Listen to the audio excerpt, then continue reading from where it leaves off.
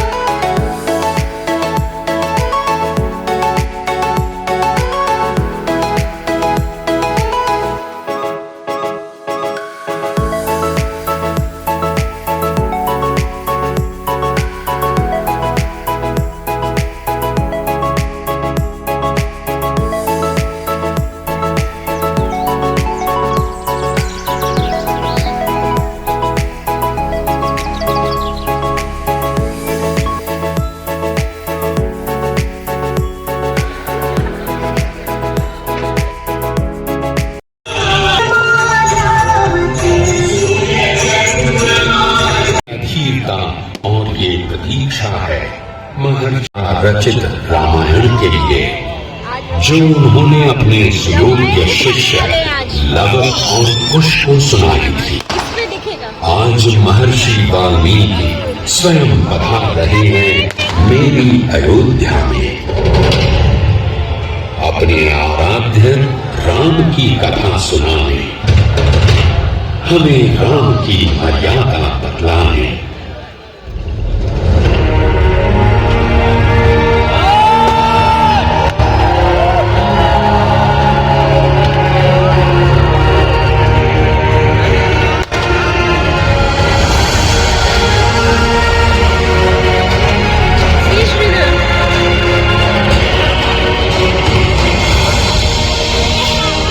वाल्मीकि ऋषि हैं। अभी जो दिखाए थे ना वो वाल्मीकि ऋषि थे। ये देखो बुक खोल, रामायण की बुक है,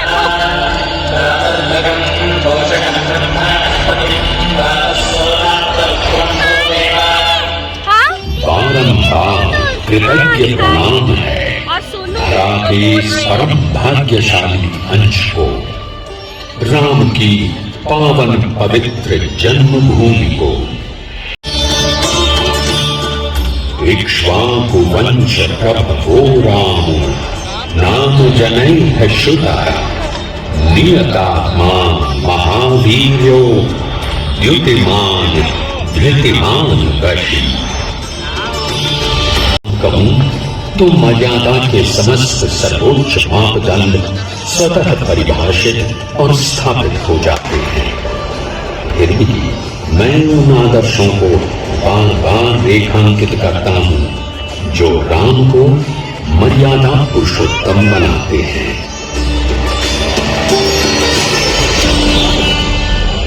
दो लोग मेरे आगे खड़े हो।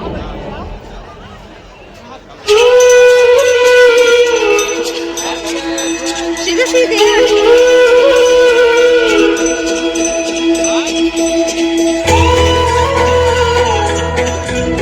मैं देख रहा हूं अयोध्या नगरी से देवलोक तक हर्ष की ध्वनियां गूंज उठी हैं।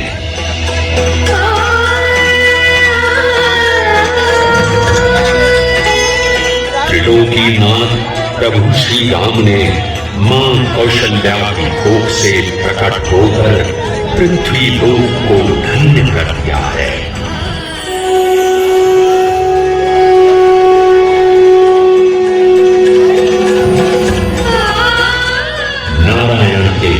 स्वरूप के दुर्लभ दर्शन कर देवी कौशल्या कृतज्ञ हो रही है। स्टोरी सुना रहे साथ में।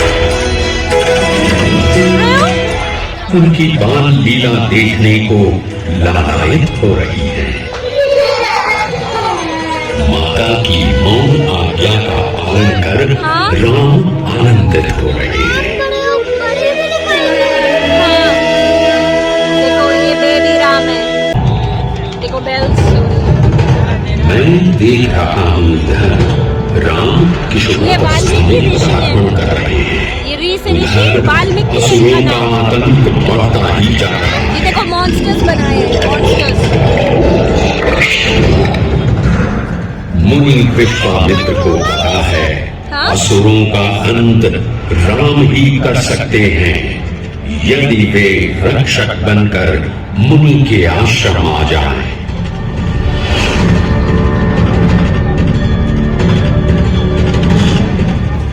श्री राम लोक धर्म के धारक हैं। गुरु विश्वामित्र के साथ राम सानिध्य मात्र से परित्यक्त अहिल्या का उद्धार कर स्त्री सम्मान का लोकबोध कराते हैं।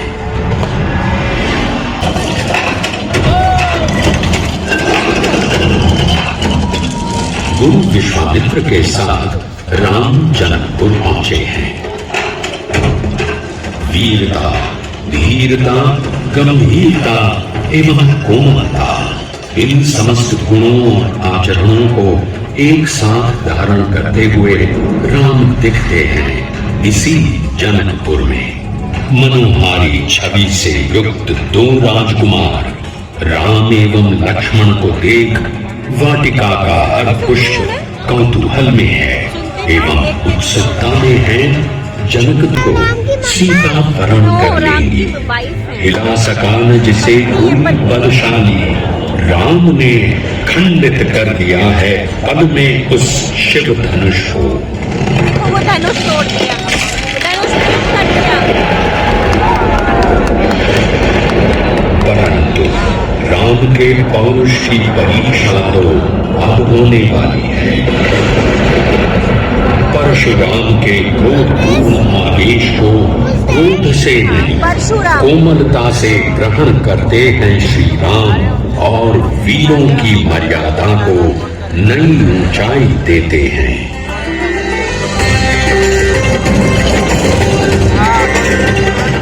आज राम अयोध्या पधार रहे हैं।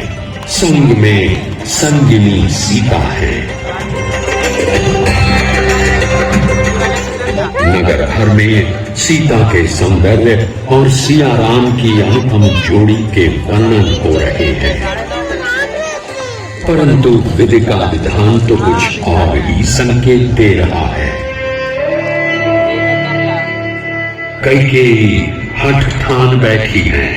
अयोध्या के सिंहासन पर भरत बैठेंगे और राम 14 वर्षों के वनवास को जाएंगे।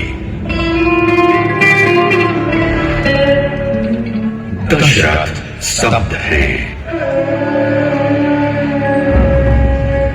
स्तब्ध है सारी नगरी। विवादों और विमर्शों से कुल की मर्यादा की रक्षा हेतु राम वन गमन को सहर्ष स्वीकार करते हैं।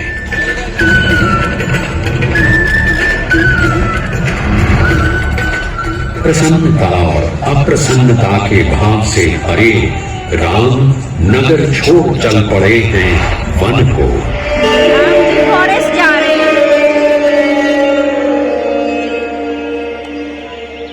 देखो फॉरेस्ट राम केवट को निषाद राज की उपाधि से अलंकृत करते हैं। दोनों समान हैं इसका बोध कराते हैं एवं गंगा पार कराने के लिए विनय पूर्वक आग्रह करते हैं। राम मानव समाज में ऊंच नीच के भेद को नकारते हैं। राम चित्रकूट में अपना सुंदर संसार बसा चुके हैं। उधर कुटुंब एवं अयोध्या वासियों समेत भरत राम को मनाने अयोध्या से चल पड़े हैं। चित्रकूट में भरत को परम स्नेह से सिंचित करते हैं राम, सीता और लक्ष्मण ने चित्रकूट से आगे चलकर पंचवटी में जीवन का आनंद ढूंढ लिया है। अब इस राम कथा में मैं राक्षसी कन्या शूर्पणखा का प्रवेश देख रहा हूं। शूर्पणखा के प्रणय निवेदन को तो कोई सामान्य विवाहित पुरुष भी अस्वीकार कर देता। ये तो राम है, तो क्या लक्ष्मण स्वीकार करेंगे शूर्पणखा का प्रणय निवेदन? कदापि नहीं। शूर्पणखा के नासिका विच्छेद के साथ ही शूर्पणखा अध्याय का अंत हो जाएगा, संशय है मुझे। उधर माता सीता ने राम के सामने स्वर्ण मृगछाल प्राप्त की लालसा प्रकट कर दी है। राम स्वर्ण मृग की सत्यता जानते हैं, परंतु वर वचन की प्रतिज्ञा को धारण करने वाले राम सीता के आग्रह को ठुकरा ही नहीं सकते। मारीच शत्रु है, उसका भेद प्रकट हो गया है, परंतु राम उसे शत्रु भाव से किंचित नहीं देखते। वैकुंठ धाम जाने की उसकी इच्छा भी पूरी करते हैं। मायावीश्वर की सत्यता लक्ष्मण भी नहीं जान पाए। सीता अपनी कुटिया में अकेली पड़ ही गई। सीता लांग गई है लक्ष्मण रेखा। अपनी चाल में सफल हो गया है राम।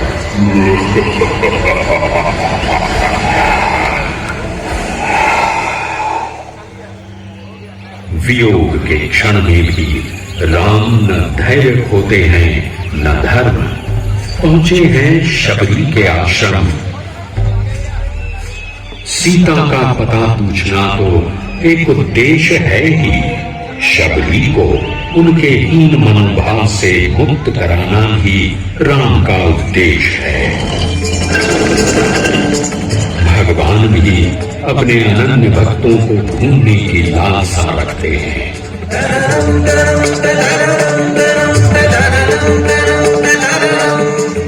सीता को ढूंढते पर्वतमालाओं पर विचरण करते राम इसी अन्वेषी भाव में प्राप्त कर लेते हैं अपने अनन्य भक्त हनुमान को एवं सुग्रीव को।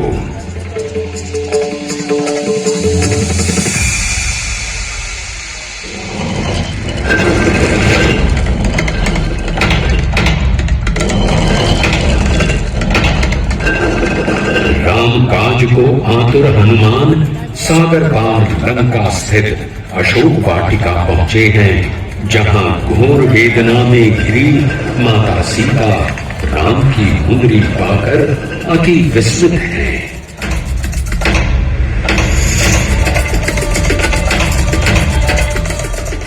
आएंगे प्रभु राम रक्षा को, सीता का विश्वास और प्रबल हो गया।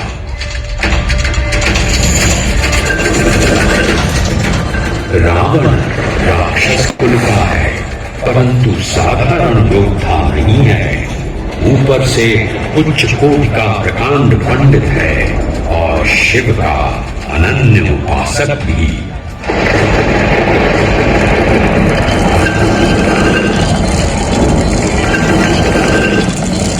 रावण की स्वर्ण जड़ित लंका की दमक राम की भक्ति और प्रतिबद्धता से भरे हनुमान के ओज के आगे मंद पड़ जाती है। हनुमान की युक्ति काम आती है। रावण का स्वर्ण भवन एवं स्वर्ण सज्जित लंका जलकर स्वाहा हो जाती है।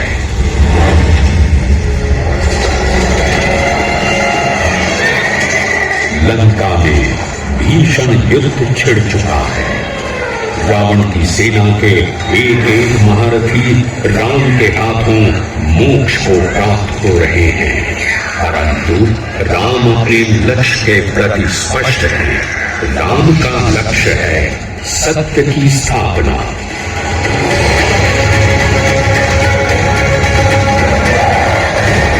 युद्ध के मैदान में ये कैसी अशुभ घड़ी आ गई है।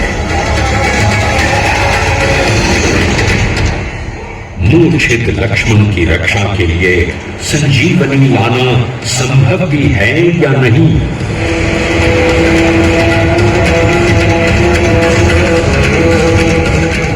परंतु जो हृदय में धरे है राम की भक्ति, उस हनुमान के लिए क्या संभव क्या असंभव। राम को बोध है रावण के अवगुणों का। राम दंडित करेंगे रावण को और खंडित करेंगे दंभ उसका।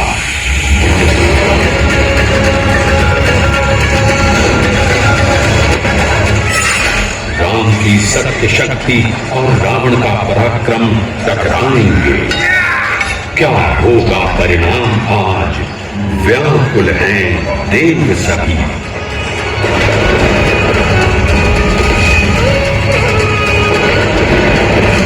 राम ने मारे एक साथ 31 बाण। कट गए रावण के समस्त सिर, सूख गया नाभि का अमृत कुंड। गिर गया दशानन धरती पर। जय घोष उठा है देवलोक से।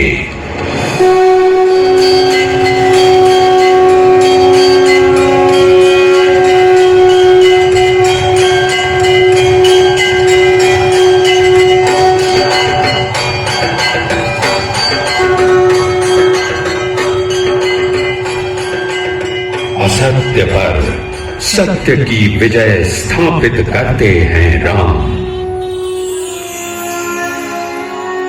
सीता अपने राम को पाकर आज पुनः पूर्ण हो गई है।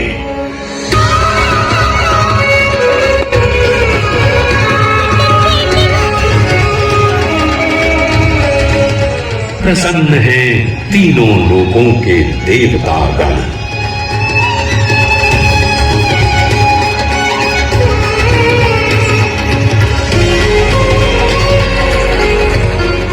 राम की मर्यादा पुनः परिभाषित हुई। मेरी अयोध्या नगरी के अतिशय हर्ष की एक और घड़ी आ गई है।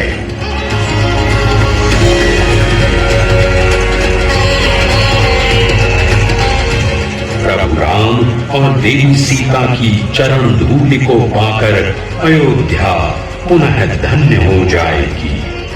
धन्य हो जाएंगे अयोध्यावासी।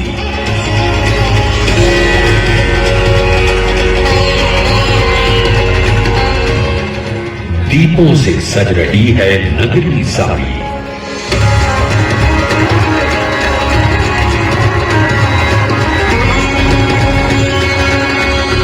मानो राम के अभिनंदन को अयोध्या की धरती पर उतर आए हों सब ग्रह और तारे।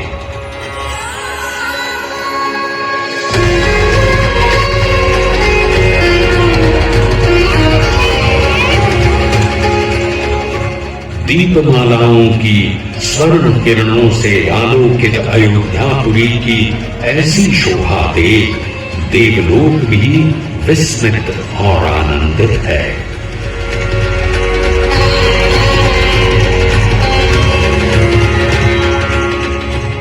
प्रभु श्री राम के स्वागत उत्सव दीपोत्सव के इस उल्लास में गूंज उठी हैं जय घोष ध्वनियां।